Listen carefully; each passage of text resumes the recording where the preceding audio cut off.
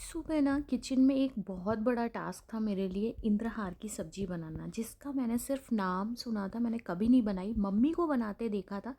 तो उसके लिए मम्मी ने मुझे 5 दालें भिगो के दे दी थी। उन दालों को महीन मिक्सी में पीस के उसका इस तरीके से कुछ घोटना था, उसमें जीरा, हींग, अजवाइन और रेड चिली डाल के फिर एक कढ़ाई में पानी डालना था। उस बैटर को इतना घोटना था कि वो फ्लफ़ी हो जाए।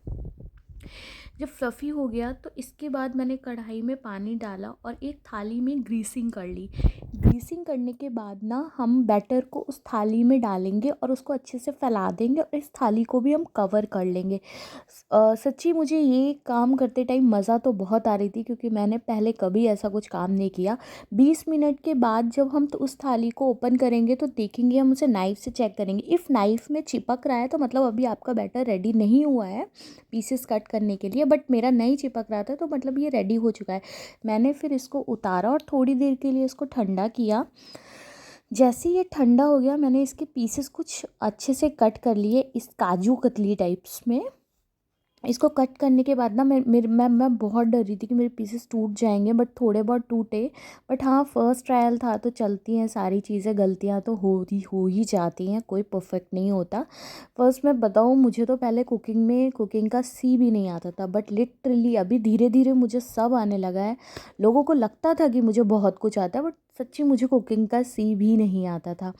फिर यहाँ पे मैंने गर्म पानी डाल के उस थाली में जो बैटर चिपका हुआ था उसको फुला लिया, और यहाँ पे ऑयल को तब तक गर्म करना है जब तक उसमें से धुआं ना निकला। और फिर हमें एक एक करके इन सारे पीसेस को गोल्डन ब्राउन होने तक फ्राई कर लेना है। फिर कढ़ाई में हमें जिंजर गार्लिक अनियन का पेस्ट जो बनाया था हमने, उसको छौंक के लिए इस तरीके से करना है। इसमें हींग जीरा भी डालना है। फिर हमने इसमें टोमेटो की प्यूरी डाल के उसको भूना, और इसके बाद हमने उसमें हल्दी और कश्मीरी मिर्च और नमक डाल के उसको तब तक भूना जब तक कि हमारे उसमें मसाले ने तेल नहीं छोड़ दिया। याद रहे तब तक ही भूनना, वरना सब्ज़ी अच्छी नहीं बनती है। मसाले को इतना भूनो कि मसाला तेल छोड़ दे। ये मुझे मम्मी ने सिखाया था।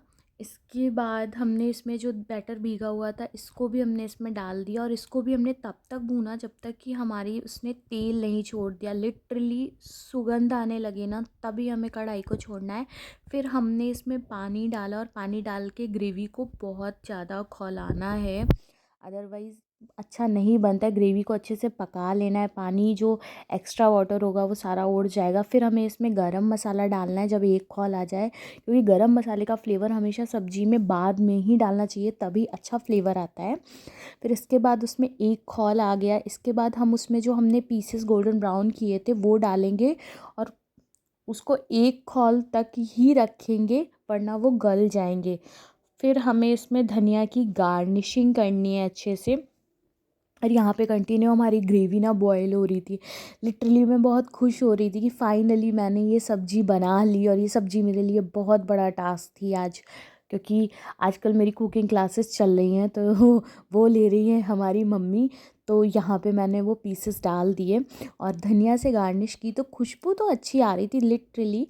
फिर मैंने ना लड्डू गोपाल की एक छोटी सी रोटी बनाई, क्योंकि मैं खाना बनाने के बाद उनके लिए थाली ज़रूर रेडी कर रही हूँ आजकल। और फिर उनको खाना खिलाया, ये थी उनकी था